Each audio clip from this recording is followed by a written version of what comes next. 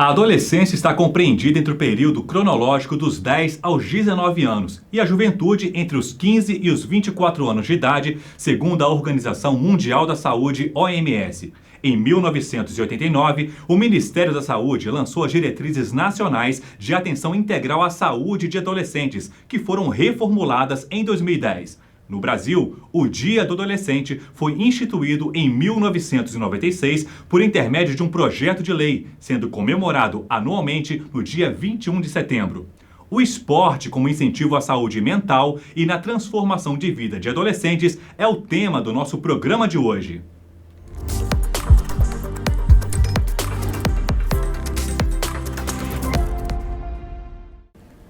É hora de conhecermos os nossos convidados desta edição. Conosco está aqui a presidente do Departamento Científico de Adolescência da Sociedade Brasileira de Pediatria, a doutora Alda Elizabeth Iglesias. Doutora Alda, seja bem-vinda. Olá a todos. Também participando conosco está o doutor Ricardo do Rego Barros, coordenador do Grupo de Trabalho em Atividade Física da SBP. Doutor Ricardo, muito obrigado por aceitar o convite. Bom dia a todos. E também o Dr. Roberto Santoro, coordenador do Grupo de Trabalho em Saúde Mental da SBP. Dr. Roberto, seja bem-vindo. Bom dia, é um prazer estar aqui com vocês. Obrigado. A primeira pergunta, então, para começar o programa, eu faço para a doutora Alda. Doutora Alda, como os pediatras e as famílias podem estimular os adolescentes a praticarem esportes ou alguma atividade física? Então, ser fisicamente ativo hoje é muito importante para a promoção da saúde. E essas atividades, elas devem ser prazerosas e adequadas conforme o crescimento e o desenvolvimento dessa criança ou desse adolescente. E os pediatras, eles são fundamentais para essa promoção, começando desde na sua entrevista, na sua anamnese, as perguntas necessárias para entender o que está acontecendo com essa criança.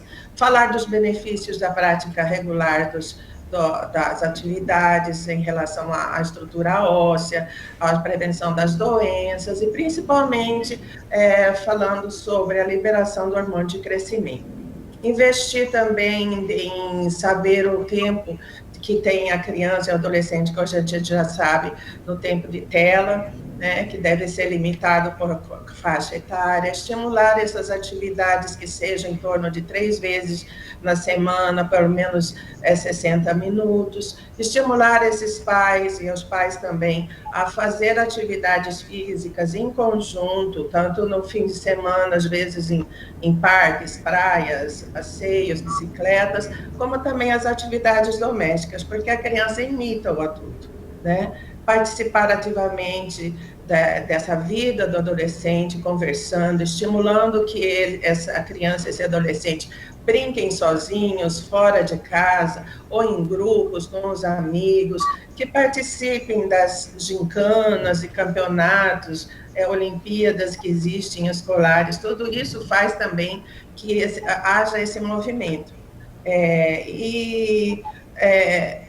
Nessa questão de juntos, família, diálogo com o professor de educação física e com o pediatra, dá para a gente promover muito bem essas atividades em forma de exercícios físicos. Não esquecendo também de que meninos e meninas devem ter as mesmas oportunidades, porque ainda existe, né, algum conceito de que o menino já tem que começar cedo praticando algum esporte, futebol, alguma arte marcial. Mas as meninas devem e são necessárias também ter essas oportunidades igualitárias. Certo, doutora Alda, obrigado. Pergunta agora ao doutor Ricardo do Rego Barros. Quais os principais benefícios, doutor, da atividade física na saúde dos adolescentes e se essa prática, né, de atividade física, ela pode gerar algum benefício também na vida adulta, refletir na vida adulta? Pois é, a Alda colocou uma coisa muito interessante, que eu coloco receita tarja verde. O que é receita tarja verde? É um encontro com a natureza. É você sair de casa, né? Com a pandemia nós tivemos vários problemas, cada vez as crianças mais dentro de casa e dentro das telas, usando telas em demasia, né? Então é importante que esse exemplo, a criança, por exemplo, ela precisa pular, saltar, correr, quer dizer, liberar essa energia, né? Enquanto isso, os adolescentes já com habilidades mais específicas, eles vão praticar lutas, vão jogar futebol, vôlei, mas o importante é que nós tenhamos essa ideia, uma ideia não competitiva, e sim uma ideia de você aproveitar, você se divertir, é o que a gente coloca de esporte para a diversão, né? Então é importante que todas as atividades, como a Aldo já colocou, junto com os pais, você vai fazendo um piquenique, você vai na pracinha, você vai passear de bicicleta, mas sempre com os pais. É importante que o exemplo venha de cima, né? E, normalmente, nós sabemos que essas crianças que praticam atividade desde cedo, normalmente terão mais oportunidades da vida adulta de, digamos assim, enfrentar os problemas, seja de emprego, seja de demissão de emprego, seja a sensação de frustração por não conseguir o objetivo. Então, é importante que essa parte esportiva seja muito bem exemplificada pelos pais e pelas pessoas que estão ao redor, a família, o professor de educação física. E é importantíssimo para você criar uma criança ou adolescente que se transforme em um adulto que possa enfrentar situações de vida. Certo, doutor. Pergunta agora ao doutor Roberto Santoro. Como que o esporte impacta positivamente na saúde mental dos adolescentes, doutor? De inúmeras maneiras. Eu gostaria de destacar algumas dessas maneiras. Em primeiro lugar, o encontro do adolescente com o próprio corpo, a integração da mente com o corpo. O corpo do adolescente se modifica e no início há um certo estranhamento. Então, a prática da atividade física faz com que o adolescente possa se familiarizar com esse novo corpo que ele tem. Além disso, a prática da atividade física, o esporte, faz o adolescente, como disse bem o Dr. Ricardo, se conectar com a natureza, se conectar com a vida, se conectar com outras pessoas. E com isso ele ensaia vencer, enfrentar e vencer os desafios da vida e as frustrações inerentes à vida do dia a dia. Além disso, isso cria no adolescente o espírito do autodesenvolvimento, de buscar superar os seus limites, de buscar se tornar cada vez melhor, de buscar esse ideal de progredir a cada dia, não só na área do esporte, não só na área da atividade física, mas em outras áreas da vida também. E também há um outro aspecto, que é essa abertura para o mundo, esse contato com o mundo externo, que é uma coisa muito importante na adolescência. Sabemos que a saúde mental é muito beneficiada pela atividade física. Sabemos que a saúde mental, ela previne a instalação de problemas como ansiedade e depressão. E pessoas que já estão com esses problemas, adolescentes que já estão apresentando quadros de ansiedade ou quadros de depressão, se beneficiam da atividade física para melhorar as suas condições. Certo, doutor. Continuo com o senhor. O senhor tocou nesse assunto importante, né, falando da questão de adolescentes que já estão com possível quadro de depressão. Quais são os sinais e sintomas que os pais devem observar em relação a uma possível alteração no comportamento dos filhos adolescentes? É preciso a gente observar alguns pontos que estão sendo muito comuns na nossa prática hoje, porque o número de casos de adolescentes com ansiedade e depressão aumentou exponencialmente nesse período pandêmico. E nós vamos ter ainda muito tempo pela frente para tratar, para ajudar esses adolescentes em situação de risco. Então, algumas coisas os pais devem estar atentos.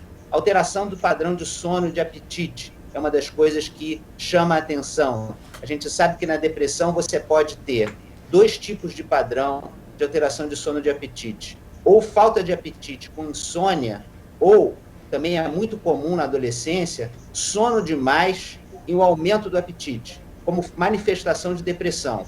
Alterações de sono também, em geral insônia no início da noite, em casos de ansiedade.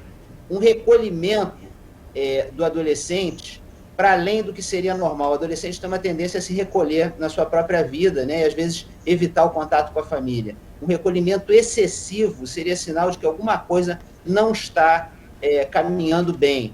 Uma outra coisa que vale prestar atenção é se o adolescente dá continuidade às suas atividades ou se ele para de fazer as coisas que anteriormente ele fazia, que dão prazer para ele. Né? Sinal de que alguma coisa também está caminhando de uma maneira ruim. Né? Os pais têm que estar realmente muito próximos, acompanhando de perto a adolescência, com o devido cuidado de não serem invasivos, obviamente, né? Porque o adolescente precisa também de um tempo de privacidade. Certo, doutor, obrigado. Doutora Alda, pergunta para a senhora agora. Durante as Olimpíadas de Tóquio, né, que aconteceram recentemente, Os adolescentes eles foram protagonistas e mostraram como que o esporte é um agente transformador para além dos benefícios físicos. Quais são os aspectos, doutora, que fazem dos esportes essa ferramenta de transformação e inclusão social na vida dos jovens?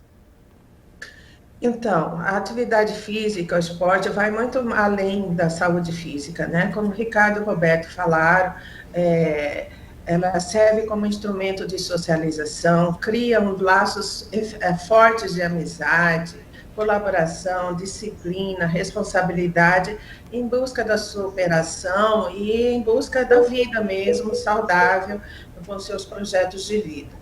E esses impactos positivos, eles multiplicam a confiança, a autoestima, o Roberto falou em relação à depressão, né?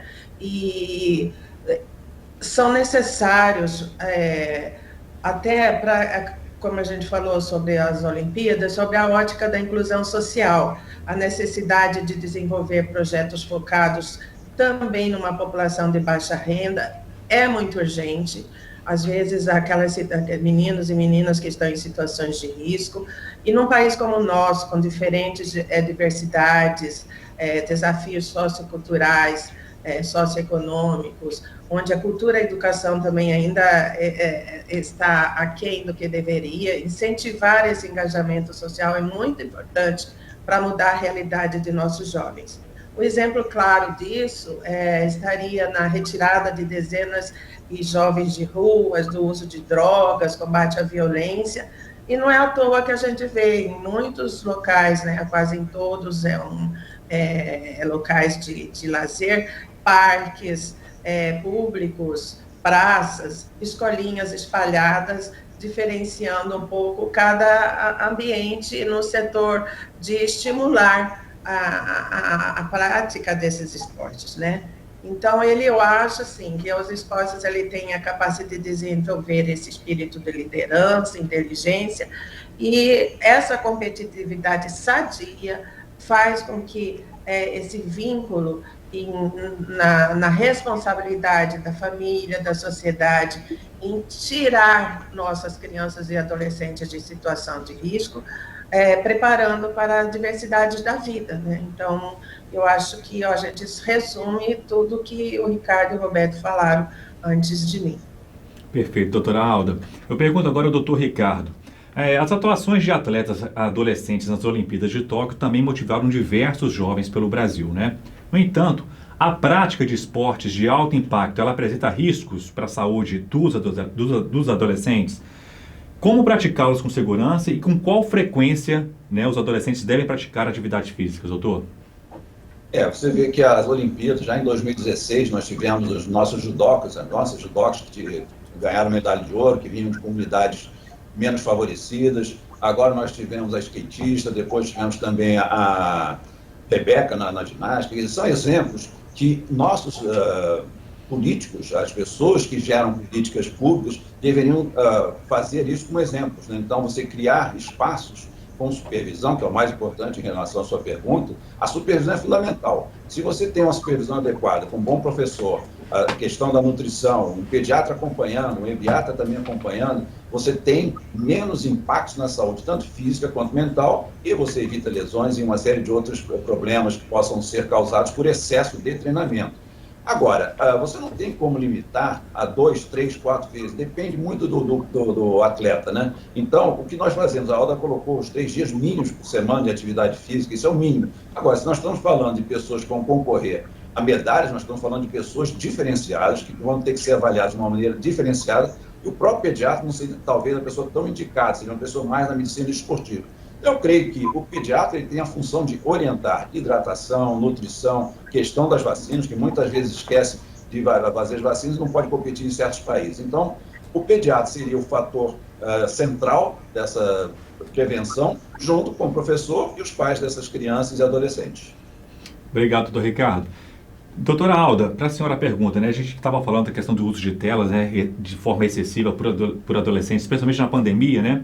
Quase que por uma imposição do mundo tecnológico, né, consumido pelos jovens sem moderação, os adolescentes se envolvem intimamente com influenciadores digitais, que muitas vezes ditam o padrão ideal de beleza. o que pode acabar influenciando na prática excessiva de atividades físicas, em sua opinião, e o médico deve ficar atento a esses aspectos também, doutora? Então, assim, a construção da imagem corporal, ela começa desde o início da vida e na convivência familiar, né? Então, assim, vai depender muito dos exemplos dentro do convívio familiar. Porém, na adolescência, há várias modificações biopsicossocioculturais e as modificações corporais dão uma sensação de estranheza, como o Roberto falou. E às vezes ele acorda e não se encontra naquele espelho, não se sente dentro daquele corpo. E aí, com essas insatisfações do corpo e a preocupação, porque é muito importante para o adolescente, o grupo, o pertencimento, o culto ao corpo, às vezes surgem insatisfações e preocupações. E eles podem estar, às vezes, pode ser isto um gatilho para a manifestação desses transtornos em busca de excessiva de atividade. E o mundo digital, como você falou, ele entende como algo, como se fosse aquela realidade, as únicas referências em relação ao corpo, e perde as experiências reais com as pessoas. Às vezes, quando ele está com esse conflito, ou às vezes com essa situação de negatividade em relação ao seu corpo. E a gente percebe que se agravaram muito com esse afastamento, esse isolamento no Covid, durante a pandemia do Covid, né, levando as pessoas a seguirem esses influenciadores, blogs, que às vezes sem precedência. Nesse sentido, o pediatra ele é importante para identificar essas manifestações. E deve esclarecer tanto aos pais essa ansiedade de querer o corpo perfeito, que nesse desenvolvimento próprio da adolescência, isso é natural, é aos poucos, devagar, e entender que a percepção do corpo é muito importante para os filhos. Mas como deve ser consumido essas informações, devem ser de uma forma cautelosa, porque não é rápido do dia para a noite que ele vai entrar, de repente, num exercício excessivo, que ele entra e os seus músculos se transformam da noite para o dia, né? Porque na mídia se aparece assim. Então, a confiança no pediatra de poder orientar sobre isso, a confiança com os exemplos familiares é muito importante para trazer para esse adolescente que os resultados serão muito bons se ele tiver, como o Ricardo falou, cuidados nutricionais, atividades de lazer, de esporte, o sono, e deixar dessa forma, no final das suas orientações, o adolescente mais seguro e vamos dizer assim, afastar, por exemplo, de usos de anabolizantes e outras drogas que podem estar influenciando também nessa pressa de querer um corpo perfeito. Então, discutir com os adolescentes são os verdadeiros valores. Discutir com os pais é muito importante também. E melhorar, assim, a autoestima. E que não tem que ter pressa. A adolescência é uma faixa etária importante de, no mínimo, de 8 a 10 anos de transformação da sua puberdade. E que o corpo vai ser perfeito desde que cuidado bem cauteloso com as orientações necessárias do pediatra ou médico de adolescente, o EBIAP. Obrigado, doutora Alda. Pergunta agora ao doutor Roberto Santoro. Doutor Roberto, para o senhor, o autoconhecimento dos jovens sobre os benefícios da atividade física para a saúde do corpo e mente é um diferencial para que ele busque se exercitar sem a necessidade de indicação médica?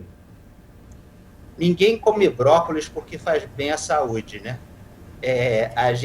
Os processos cognitivos, o conhecimento, a informação, ele vem depois.